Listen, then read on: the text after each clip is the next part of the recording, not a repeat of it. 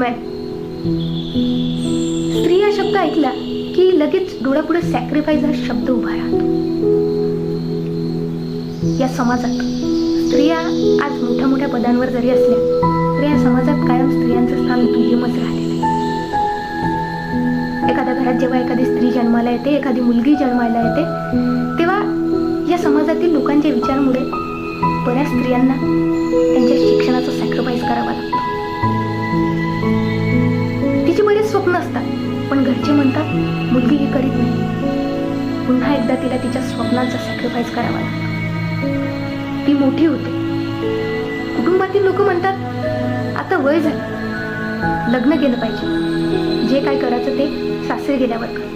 मग पुन्हा एकदा तिला तिच्या स्वप्नांचा, तिच्या आवडीचा सॅक्रिफाईस करावा लागतो. सासरी गेल्यावर काहीतरी करेलच, तर नवरा म्हणतो मी आहे ना करायला, तू कशाला काही करते. पुन्हा एकदा तिच्या स्वप्नांचा तिला सॅक्रिफाईस करावा लागतो. सासरचे लोक म्हणतात मुलं बाळावर झाल्यावर कर, काय करायचं ते. ती विचार करते ठीक, आता मुलं बाळ झाल्यावर काहीतरी करू. आणि मग पुन्हा एकदा तिने तिच्या स्वप्नात पाहिलेल्या आयुष्याचा सॅक्रिफाईस तिला करावा लागतो.